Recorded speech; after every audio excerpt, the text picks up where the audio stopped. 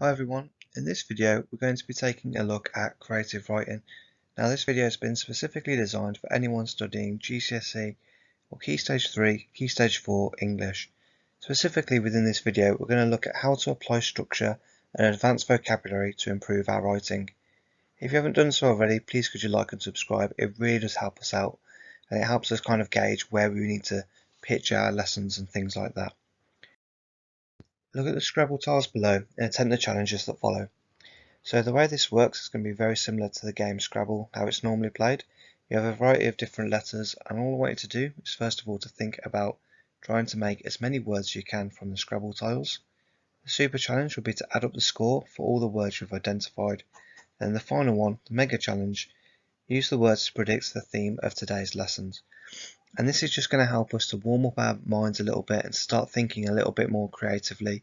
It's also important to note that all of this is going to link into the theme of today's video, and that's going to help us in terms of our creative writing because we never really know what kind of topic or picture you're going to be faced with.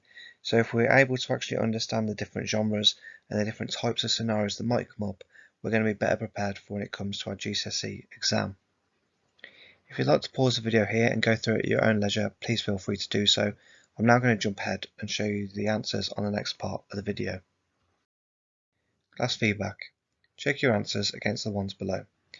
So the keywords that we had there in the Scrabble tiles, hopefully you were able to find a few of them.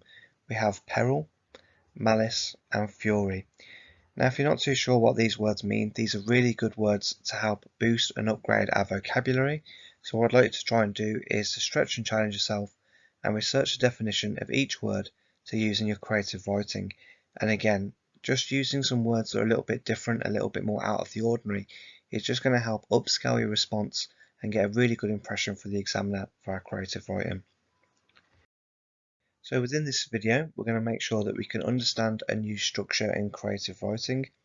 Structure is an extremely important part of paper 1 for the AQA English language course, and you have to look at this for questions such as question 3, question 4 and question 5. So specifically we're going to look at how to use structure in a more creative sense. You're also going to be able to apply your understanding to a creative writing response, and we're going to go through what a good response will look like as well. First thing to think about then is what is structure and why is it so important? So the structure of a text is how it's organized and how its parts all come together and fit together. Writers structure their text deliberately to have an effect on the reader. So it's not just about the language that the writers used, they're thinking about what scene or what moment to present first to have the greatest or most impactful effect on the reader. So it's important to understand structure for question 3, for question 4, and also how to structure your writing appropriately for question 5. When we get to question 5, it's all about can you apply the skills and the techniques that you talked about in the other questions, so for section A of the paper, and can you actually apply it to your own understanding when you go on and you do section B. Now what we're going to look at is we're going to look at some of the main or central structural techniques that you're going to need to know, not just for creative writing but also for the whole paper by and large. So you can see there on the left hand side we have a number of key structural techniques, and on the right hand side we have their definitions. What I'd like you to do is just have a read through them carefully and take your time and try and match them up to the correct response. If you want to pause the video here and take your time going through it, please feel free to do so. I'm now going to jump ahead and start looking through the answers. So first one then, a shift in focus. This is going to be one of the most important structural techniques that you need to know because it occurs every single time we have a paragraph. So for shift in focus, this is when we change topic, person, place or time. So if you're thinking about, let's say, structure in question 3 and you really struggle to think about what you can talk about, you can always talk about a shift in focus, but the real skill behind it is thinking, why has the writer structured it like this? Why have they shown us this and then moved to this character, this location, or this time? The next one will be zooming in. So this is when the writer focuses on a specific character or detail within the text.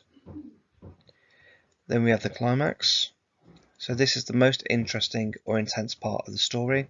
If you think about, let's say, a story mountain or a story arc, a lot of you might have done that at school, for example.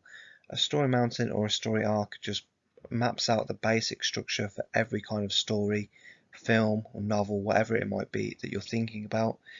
And the climax would be the bit right at the top of the mountain where we've got all that tension and all that build up through the film. Next we have a cliffhanger.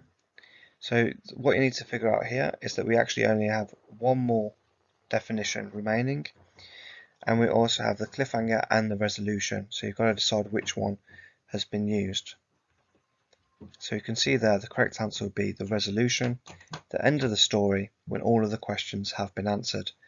Now this is important, you're either going to get a cliffhanger or a resolution, and a resolution is when the problem gets solved, and a cliffhanger is opposite. So this is when the story ends and we still have a few questions, a few things that are left unanswered, and it still keeps the reader quite engaged.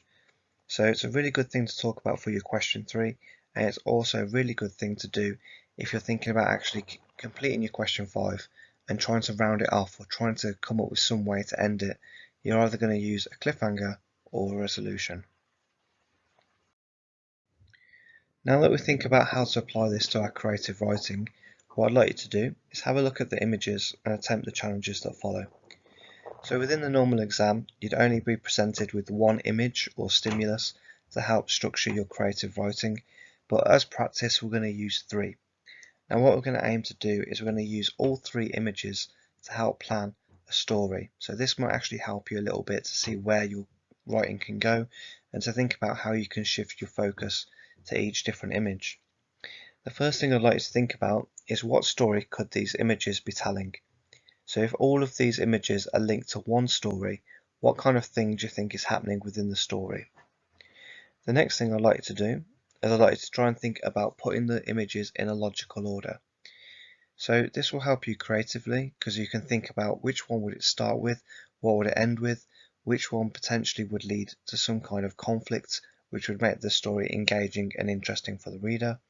And then the mega challenge, try and justify why you ordered them this way.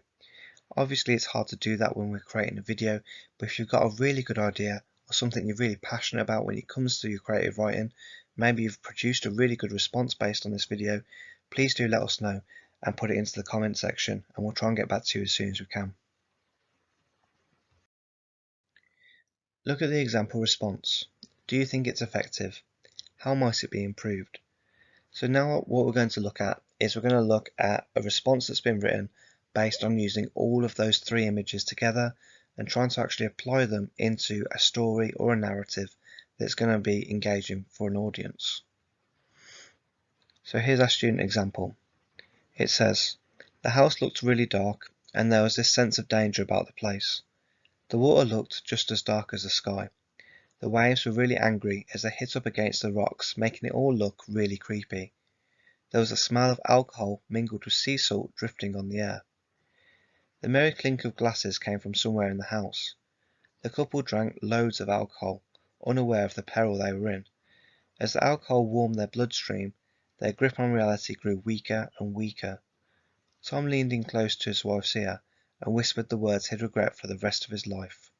Let's go for a swim. If you'd like to pause the video now and go through it and think about the things that work well, maybe the things that you would change or adapt yourself, then please feel free to do so. I'm now going to jump ahead and show you the kind of things that we could do to improve this response and to make it more successful. Class feedback. Check your answers against the teacher's comments. So here we have the same response that was written, and you can see here that it's been highlighted, and this is going to help us to actually understand the things that need to be changed or adapted in order to get this a higher mark. So the first thing then you'll notice with the teacher's feedback is what went well. Always good to start with some positive comments. And the thing to remember when it comes to your creative writing is that your first attempt isn't always going to be perfect. Very rarely is that the case, even for professional writers. So it's good to acknowledge the things that actually work well and are effective in this response so that we can think about what to keep and then what to change and adapt when it comes to our second attempt in learning. So the first thing the teacher has identified is this. The responses use some advanced vocabulary to make the writing engaging. Now if we actually look back at the response, you can see they've used words like peril, which was one of the key words we looked at the start of the video, so we know that that is going to be a more advanced form of punctuation. The student has started to use some language techniques to create effective imagery. Now that does sound quite positive, but at the same time it's important to think about the kind of language the teacher is giving.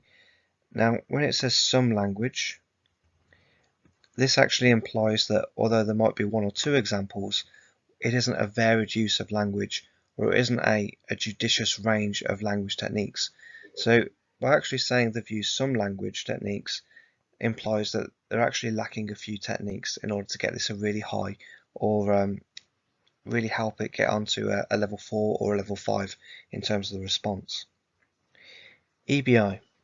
The start lacks engaging description. So let's look back at the actual first part of the writing. The house looked really dark, and there was a sense of danger about the place. Now, a simple rule with creative writing, if you have to say really dark, then that means you haven't described it well enough. What we'd like to do is think about any time that this response has used a word like really and replace it, or just get rid of it entirely. If you're having to use the word really, it means that it isn't going to be that effective. So rather than saying really dark, think about an adjective or another turn of phrase you could use to emphasize just how dark and how creepy it is. The next thing it says is that there was a sense of danger about the place. Now another good rule to remember with creative writing is that you want to use showing and not telling. So rather than telling us the sense of danger, what kind of descriptive techniques could they use to actually create a sense of danger without directly stating it? Next one. So some of the words are basic and boring. So if we think about the kind of vocabulary that's used here, we've got just as dark as the sky. There's a sense of danger. It was really dark. The waves were really, really angry.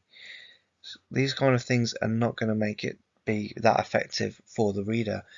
It also repeats words like alcohol 1, 2, 3 times in quite close conjunction to each other. The thing to realise with that is that yes, when you are talking about an object such as alcohol, you are limited in terms of the words you can use to describe it. However, you could still call it liquor, you could still call it spirits, you could say it's liquid fire if you're drinking a spirit or something that burns the back of your throat. Try and actually think about other ways to describe it rather than just clearly stating that it's alcohol. Another thing that lets this response down ever so slightly is that there are a number of spelling and grammar errors that would lose the response some marks. And these are typical things like getting the there and there mixed up, and again it is quite a common error even when you get up to GCSE level, but that's why it's really important just to take that time within your exam, read back over your response and make sure that you've done your due diligence and really checked and improved your response as you go by. Now that we've looked at some of the key things to include within our writing and some of the main things that you want to look out for, we're going to think about having a go at a creative writing challenge. So the first thing I'd like you to do is I'd like you to try to write about a time when someone's life was in danger. Now you can use the images and the example that we looked at before to help you and to inspire you to write something effective. I'd like you to try the super challenge next, so use 2 or more of the keywords from the start of the lesson. And again, the important thing with this one is that it's using that varied vocabulary, and that will just help to upscale your response and make sure that the adjectives that you're using are quite sophisticated. The final one then would be the mega challenge. So use structural techniques to make your writing interesting for the reader. The interesting thing that we had about those 3 images is that you could have told the story or the narrative in any way you wanted to. You could have used things like flashbacks or zooming in, a really effective shift in focus to really keep the audience guessing.